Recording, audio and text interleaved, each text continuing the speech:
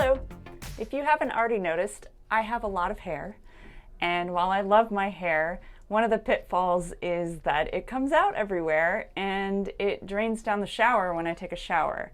Now we use a strainer to help mitigate that, but it doesn't catch all of the hair, so it ends up going through the lines and getting clogged up. Now with our sinks, the water just drains straight out the side of the boat and down into the water. But the shower is below the level of the water outside, so we have to have a shower bilge pump to pump out that water. So the water and my hair gets drained through, and then it goes into a little tank and then gets pumped out, and that hair tends to clog up the strainer in there and get wrapped around the motor, and every so often we have to clean it out. So since this is my problem with my hair, I do the work. So I'm going to take you along this journey. It's one of my least favorite jobs to do, but it's really not that hard to do. And today we're going to try out using a vacuum to make the job a little easier. Now the access to our aft shower bilge is underneath our bed, so we're going to move that out of the way and dive in.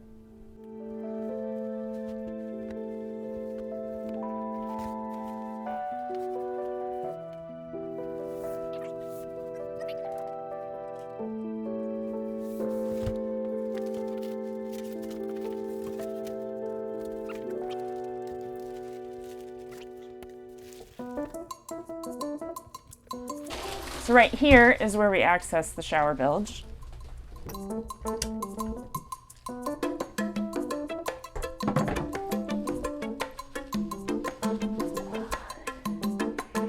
So normally I lay down and do the work just laying down on top of here, but sometimes I get a little nauseous, you know, with my head below my body doing that and like straining to get to everything. So I'm going to try climbing in this time. I haven't done this before.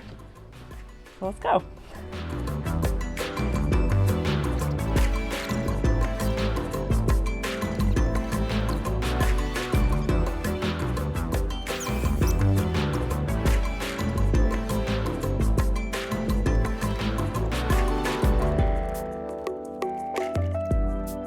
Now, here is the shower bilge. So first we just take this cap off, and you can see it's full of water. It's not draining right now, so hence the need for the project. Another thing too is, you know, you get soap scum, and that fills up and clogs the strainer as well. So that's one of the problems we have as well. Yeah. We'll wash that off.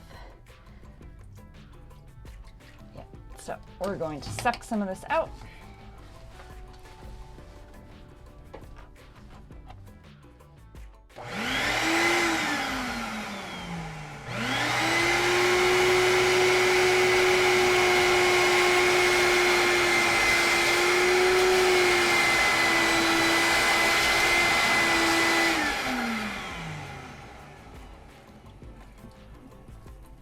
Man, that was so much faster than doing it by hand.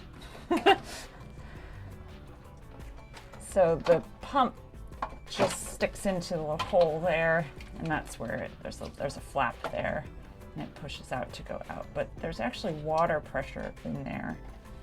So that tells me that it's clogged at the outside, which we found before, and we had to unclog it from the outside of the boat. So we might have to do that instead. But while we're here, we'll take this off and just check this out. There's a little bit of sludge in here, but it's actually not that bad. I've opened this entire thing up before and found hair wrapped around, but usually if it's wrapped around inside, it's also wrapped around right here. So that looks pretty clean, so I'm not too worried about this pump actually. So I think that the clog is on the outside this time.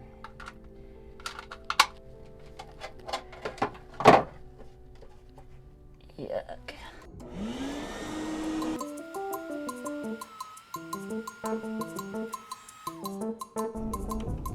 Oh, that smells bad.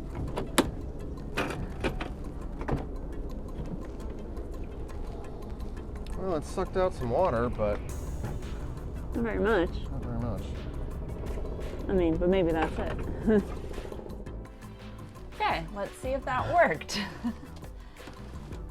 Oh yeah, now I can push this flap and no water's coming back in. So let's pop the pump back on.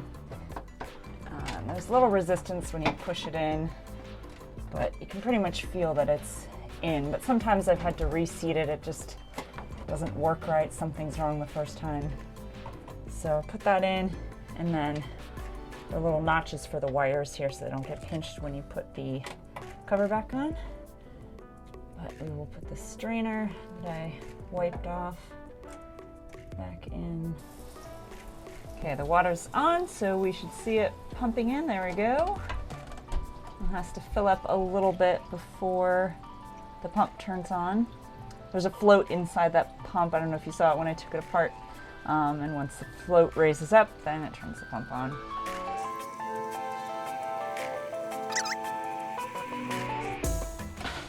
Yay! Okay, the pump turned on and it started sucking the water out. I like to test it a couple times to be sure before closing this all up. See? It's not going on the second time, so I'm gonna... Oh, wait. I'm too impatient. Alright, that's looking good. You can turn the water off, Kevin. Yeah, easier said than done, Colette. Kevin's climbing over the bed. Turn the water off. Oh my gosh. You can do it. I did it. I don't know if it should go on by now.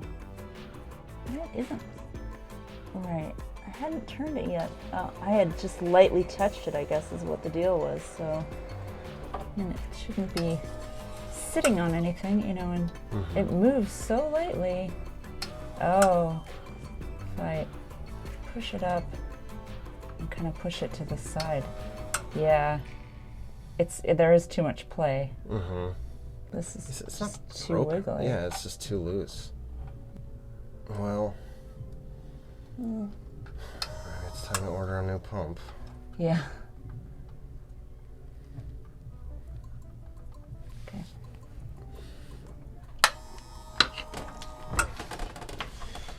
Well, we'll put it back together and we'll we'll update you when we get the new pump.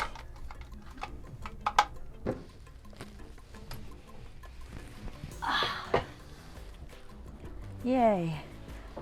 Stretch my legs. Wow. To be continued. Another thing that we found that can clog up these pumps is using bar soap. Something about the bar soap can really clog up those screens pretty quickly. So we only use liquid soap, body wash. We wanted to use bar soap because it's more eco-friendly. You don't have the plastic bottles and everything, but it just was constantly clogging it up. So when we switched to liquid soap, it works. You know, we use all biodegradable soaps, and they tend to work fine because this water is going straight out into the river. So we want to make sure that the fishies are fine. So yeah, we'll get a new pump and then hopefully that solves our problem.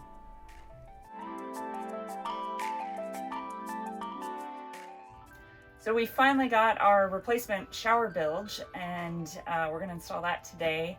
We decided to go with a different brand. We've been using the Atwood Sahara version, and we've already replaced it twice.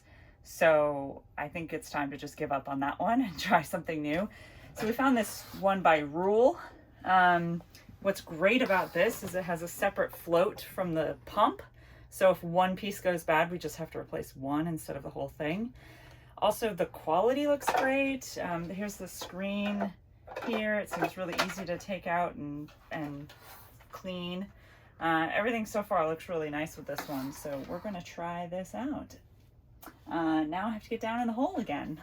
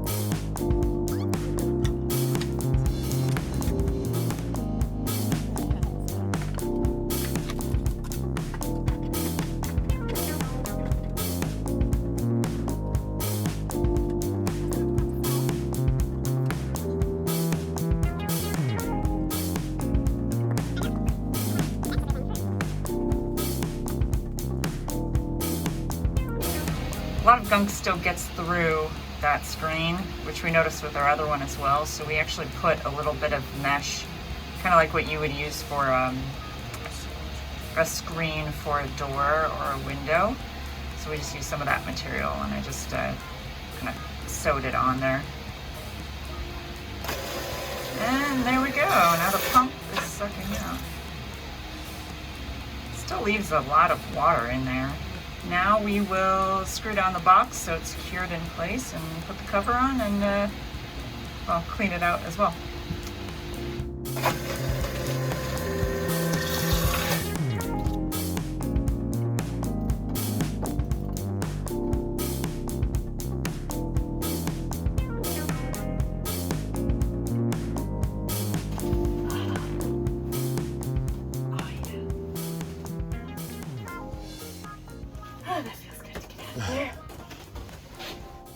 Alright, so it wasn't that hard to install. We'll see. This one is just as quiet as the one we had before. Originally, when we got the boat, there was a diaphragm style pump in here, and it was crazy loud. It would vibrate in this chamber underneath our bed. This is where our bed goes. So if one of us was showering while the other one was still in bed, it would just wake you up. It was just so insanely loud. I don't know how anybody dealt with that. So when we replaced it with the newer one, it was much, much quieter. Now you don't even notice it, which is fantastic. So very happy about this, that this job is done, and hopefully my hair doesn't clog this one up as often. Thanks for watching. Please like and subscribe, and we look at all your comments, so leave any comments down below, and we'll see you next time.